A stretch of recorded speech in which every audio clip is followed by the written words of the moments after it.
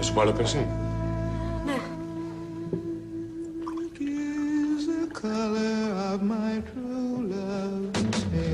Στην υγεία σου, Σπύρο.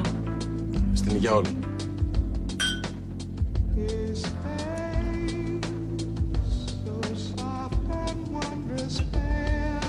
Πώς είσαι?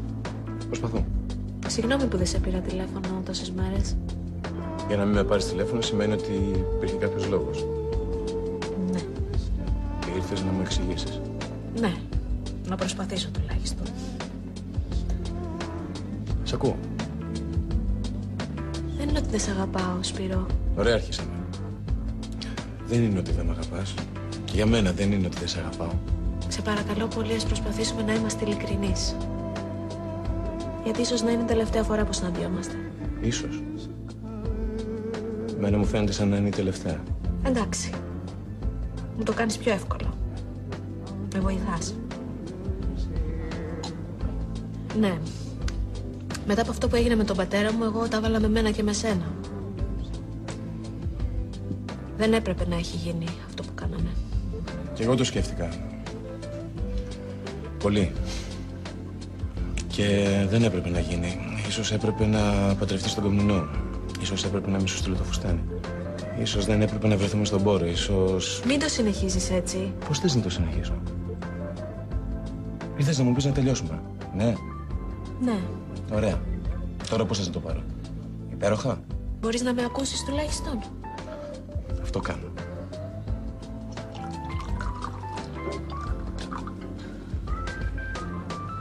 Μην πεις πολύ. Θα οδηγείς. Ναι. Μετά από αυτό που έγινε με τον πατέρα μου, δεν γίνεται να συνεχίσουμε. Θα τον σκοτώσω και δεν θα το αντέξω αυτό. Μετά θα σε μισήσω. Καταλαβαίνω. Με ειρωνεύεσαι? Ειλικρινά σε καταλαβαίνω.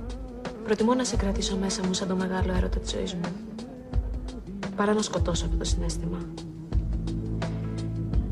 Θα είναι πολύ χειρότερα έτσι και για τους δυο μας. Πίστεψέ με, πολύ χειρότερα. Αν πάθαινε κάτι ο πατέρας μου, δεν στο συγχωρούσα. Ξέρεις γιατί? Γιατί νιώθω ότι ήθελες να γίνει αυτό που έγινε στο σπίτι. Έτσι νομίζεις? Πιστεύεις ότι όλα αυτά που έχω μέσα μου είναι ένας εγωισμός, μια κόντρα με τον πατέρα σου? Αλλά να σε ρωτήσω κάτι. Έχεις σκεφτεί ποτέ ότι απλά είμαι τρελός για σένα? Τα δίνω όλα μόνο και μόνο για να είμαι στην αγκαλιά σου. Μα δεν είναι ότι δεν σε αγαπάω. Έλα ρε Λίζα, δεν είναι ότι δεν με αγαπάς. Σημασία δεν έχει αν με αγαπάς ή όχι. Σημασία έχει πώς νιώθω. Μη φεύγεις έτσι, σε παρακαλώ. Πώς θες να φύγω? Να χωρίσουμε σαν φίλοι. Φίλοι.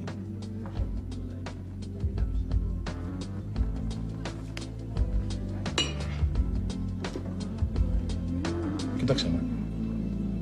Κοίταξε με, στα μάτια. Με βλέπεις σαν φίλο σου? Μπορείς να με δεις σαν φίλο σου? Γιατί εγώ δεν μπορώ. Οπότε σ' αγγίζω, θέλω να κάνουμε έρωτα. Όπως τώρα.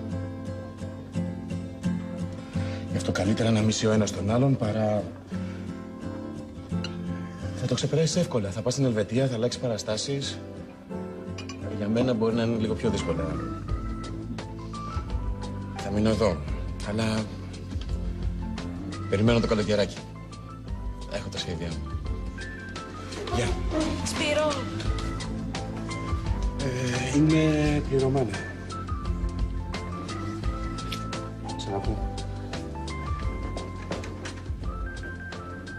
Κι εγώ, αγάπη μου.